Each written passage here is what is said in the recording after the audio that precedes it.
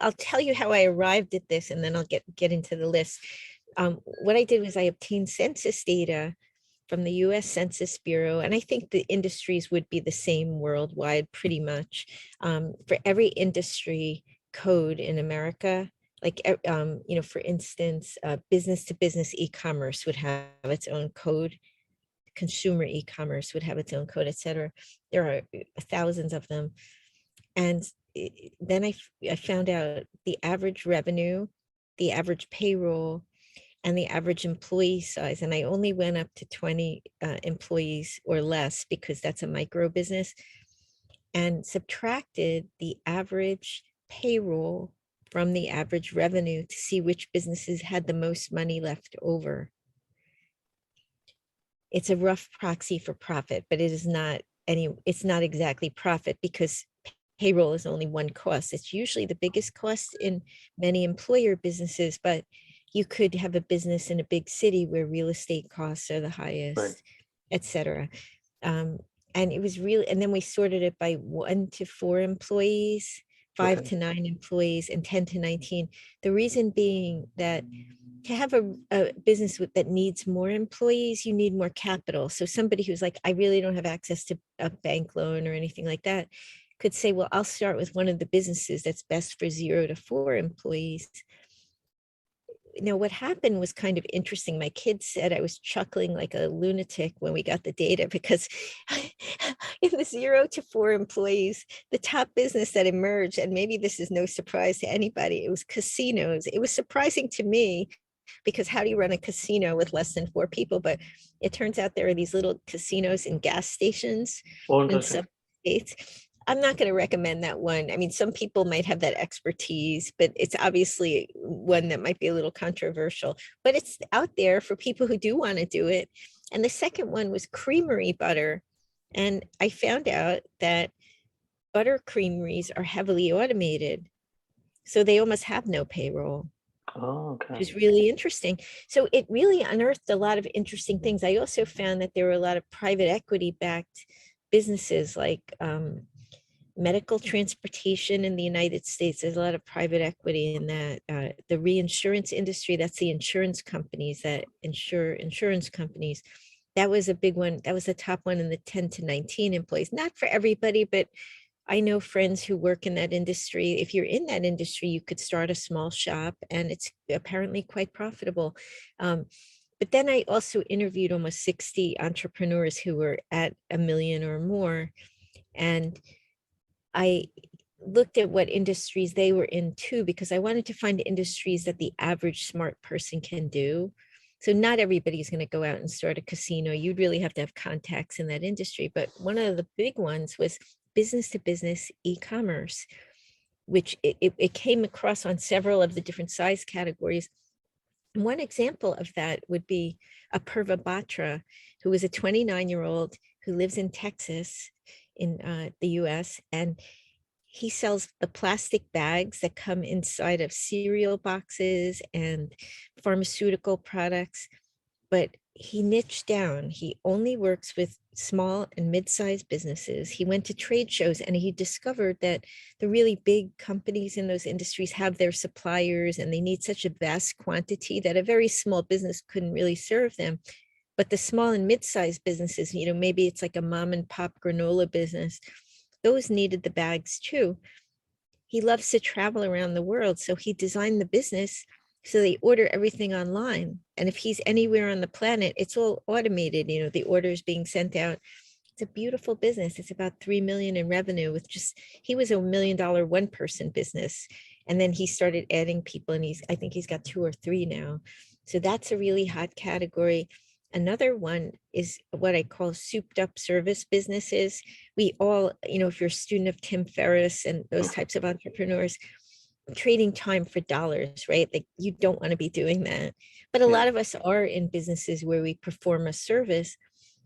The key to that is finding added revenue streams. And one example would be Jenna Kutcher, who is a mom, and she was working for Target, and she wanted to be able to work from home. And she had a talent for photography, and she became a wedding photographer. And then she started developing courses to teach other people how to take good pictures. And that became an add-on. But she started an Instagram feed where she put up her photos, and they're really good. And she would write a little vignette about her family. Usually they were pictures of her beautiful family and her, like, these really cute children that she has. And she built a huge following, like 800,000 people. Oh, So now she gets advertising revenue from the Instagram. And so all those things in combination are really the business. So she's not just taking photos at a wedding. I don't mean just, that's a lot of work and there's an art to it. But the reason she's generating multi-million-dollar revenue is that. And I think there's a lot of lessons in that. Wholesaling is another really good one. That's like you could sell to business clients, but not doing it online. And there were a lot of things like, and that crosses over with manufacturing, like ethyl alcohol manufacturing. I guess ethanol is a really big one. But there's all kinds of different things that people are manufacturing, like little widgets for cars and things, and they make one thing that serves a bigger company. These are not glamorous businesses. These are the millionaire next door who has an unglamorous business but is making really great income from the business. Those are transportation is a good one, and you don't have to be flying a plane or something yourself. One woman, Janine Iannarelli, sells used private jets. It's a commission-based business, but think about what a jet costs, right? Like, yeah. even if you have a small commission, you're making a ton of money. That's another one. There's some overlap with some of these categories, like with manufacturing. Jeffrey Stern is one of the case studies. He's a guy in his 60s. And in the US, I don't know if they have this in the UK, there's a birthday party store in the shopping malls called Build-A-Bear Workshop. Uh-huh. And these kids make little teddy bears, Okay. and they have little voice boxes. So what he did was he found somebody to make the voice boxes. He outsources it, and he won this big client. So he's bringing in $4 million a year Well, from his business. And he doesn't even have any employees now. He kind of toggles back and forth between having contractors and having employees depending on who he's serving. He also added on, there are greeting cards where if you fold it open, it plays music like Elvis Presley and that sort of thing. And those same little voice boxes that he makes go in those cards. And I mean, the beauty of this was these are people that have, like, one employee or, 10 contractors. They have so much flexibility still. But the difference between these and the pure $1 million one person business is it is a small team. And so the minute you have a team, you have to manage it differently. Even I do, like, my children work in the business, my teenagers, and actually my older daughters are twins who are great at math, and they help me program the spreadsheets for the book, to do all the math.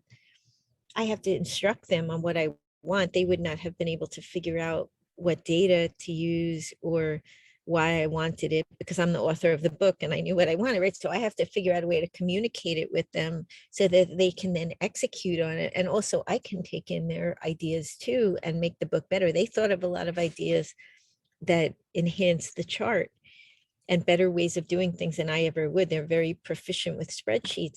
So that's the role of you become a leader, even if you don't really think of yourself as a leader, you feel like a solopreneur, you're really not anymore.